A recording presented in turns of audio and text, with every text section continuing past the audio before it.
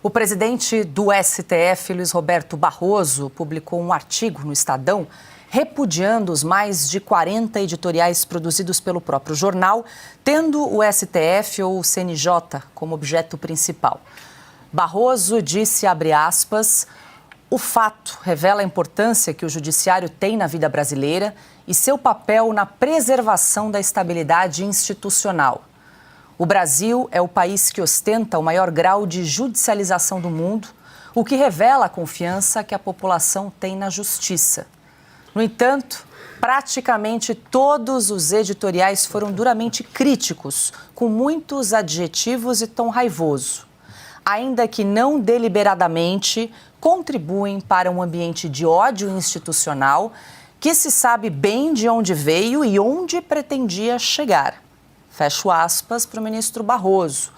O presidente do STF disse também que o judiciário brasileiro é o mais transparente e produtivo do mundo e que respeita a liberdade de expressão. Silvio Navarro, começo com você, tome um fôlego aí para esse artigo que foi publicado pelo ministro Barroso, criticando veementemente aí 40 editoriais do Estadão que têm apontado os abusos e desmandos do Supremo Tribunal Federal.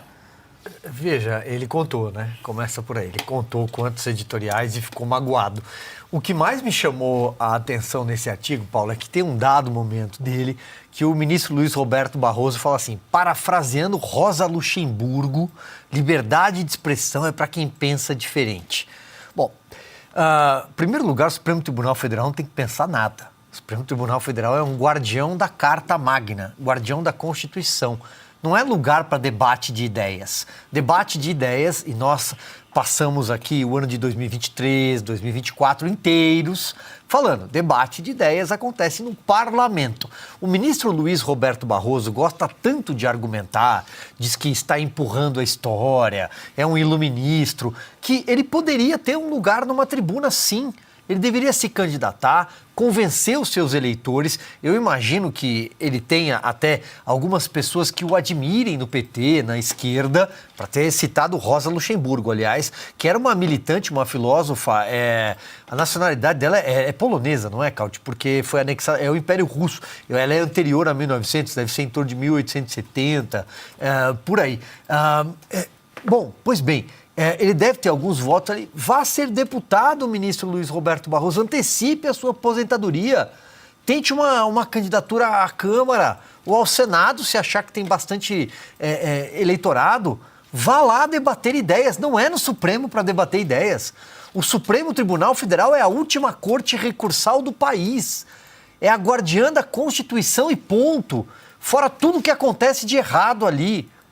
Então, não tem lugar para pensar diferente. Número 2, um ministro do Supremo Tribunal Federal, presidente de corte, escrever um artigo para criticar um jornal, para dizer que um jornal está sendo duro e com um discurso de ódio contra o Supremo Tribunal Federal.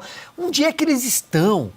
Que lugar, que bolha é essa deles acreditarem que aquilo que a turma deles, aquilo que a tribo deles, que os amigos deles pensam, é uma verdade absoluta. Onde é que esse pessoal está? Eles estão completamente desconectados da realidade.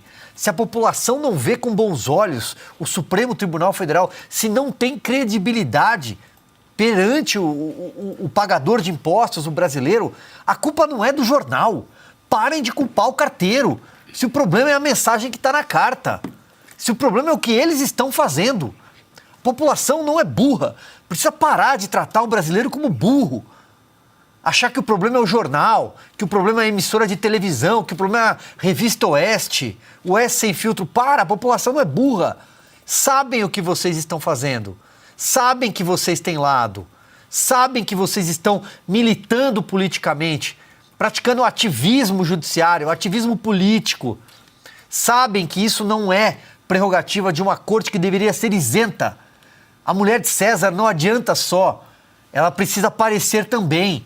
Não adianta só ser. O ministro Luiz Roberto Barroso, e finalizo, Paula, perde a oportunidade que teve, porque assumiu o Supremo Tribunal Federal num momento crucial. Um momento em que poderia ter, de alguma forma, emplacado uma inflexão.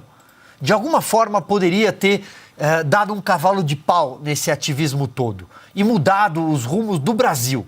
Mas não, a vaidade dele impediu que ele fizesse isso. Infelizmente, porque o STF deve permanecer exatamente onde está, intacto. A Praça dos Três Poderes deve permanecer intacta. O problema são os carteiros, né? Os carteiros de toga.